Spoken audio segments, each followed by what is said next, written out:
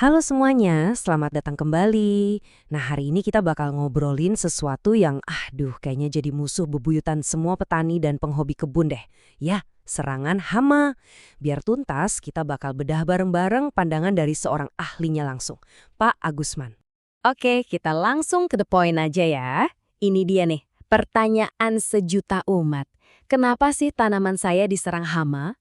Pasti kita semua pernah kan ngerasain sedihnya lihat daun yang tadinya mulus, tiba-tiba bolong-bolong atau layu gitu aja. Sebenarnya apa sih penyebabnya? Nah, buat jawab itu, kita bakal pecah pembahasannya jadi 5 bagian, ngikutin alur dari Pak Agusman. Kita mulai dari kenalan dulu sama si pengganggu, terus cari tahu kenapa mereka datang, apa aja senjata kita, sampai ke tips-tips cerdas buat jangka panjang. Lengkap deh.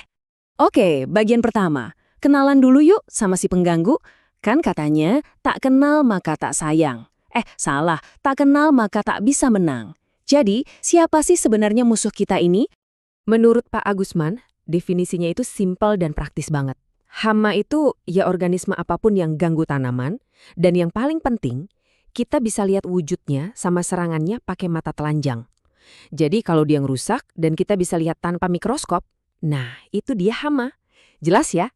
Oke, sekarang kita masuk ke pertanyaan intinya nih. Kenapa sih hama itu bisa muncul? Ini bukan soal lagi apes atau gimana ya, tapi ada alasan yang jauh lebih dalam di baliknya. Dan jawabannya ini dia. Ekosistem yang terganggu. Pak Agusman bilang, hama itu sebenarnya cuma gejalanya aja, kayak orang batuk-batuk. Penyakit utamanya itu ya ketidakseimbangan lingkungan di sekitar tanaman kita. Dalam ya. Dan sedihnya nih, sering banget ketidakseimbangan ini penyebabnya ya kita sendiri. Aktivitas manusia, entah itu bakar-bakar lahan, penembangan, atau yang paling sering, pemakaian bahan kimia yang berlebihan. Semua itu tanpa sadar ngerusak keseimbangan alam yang udah ada. Kutipan dari Pak Agusman ini bener-bener kena banget. Jadi, apa yang terjadi kalau ekosistem rusak? Simpel katanya, musuh alami yang memakan hama itu mati. Akibatnya, ya jelas hamanya jadi kayak dapat tiket all you can eat gratis, pesta pora tanpa ada yang ngontol. Terus musuh alami ini siapa sih sebenarnya? Wah, ini dia nih superhero di kebun kita. Sekutu paling penting. Anggap aja mereka itu bodyguard gratis buat tanaman kita. Pasukan pengendali hama dari alam yang kerja 24 jam 7 hari tanpa digaji. Dan contohnya tuh ada di mana-mana loh di sekitar kita. Laba-laba, serangga-serangga predator, bahkan ular sawah. Mungkin sebagian dari kita ngerasa geli atau takut ya, tapi percaya deh, mereka itu pahlawan tanpa tanda jasa yang ngejaga ekosistem kita tetap seimbang. Oke, jadi sekarang kita udah tahu ya akar masalahnya itu ekosistem yang goyang. Nah, terus apa aja nih peralatan perang yang bisa kita pakai buat ngendaliin hama? Yuk kita masuk ke bagian 3. Jadi Pak Agusman ngejelasin ada 4 metode pengendalian. Dan ini penting banget urutannya. Ada fisik, mekanis, biologis, baru deh yang terakhir banget, kimia. Ingat ya, kimia itu pilihan terakhir, the last resort, bukan yang pertama kali kita ambil dari rak. Kalaupun kita kepepet harus pakai pestisida, masih ada pilihan yang lebih bijak. Pestisida nabati itu pilihannya lebih oke, karena dampaknya lebih lembut ke lingkungan. Nah, kalau pestisida kimia, itu ibarat bom. Iya sih hamanya mati, tapi teman-teman kita, si musuh alami, bisa ikut musnah juga. Terus, kapan dong kita boleh pakai kimia? Kuncinya ada di ambang batas. Contohnya gini, untuk penggerek batang, kita baru boleh semprot kalau kerusakannya udah nyampe 10%. Jadi ini bukan soal panik terus semprot, tapi soal strategi dan perhitungan yang matang. Nah, buat milih senjata yang pas, kita juga harus kenal gaya serangannya. Beda hama, beda cara nyerangnya, beda juga cara kita ngatasinya. Masuk akal kan? Nah, ini yang menarik. Pak Agusman mengelompokkan hama jadi 4 tipe serangan utama. Ada si pengerat, contohnya tikus. Ada si penusuk pengisap, kayak walang sangit.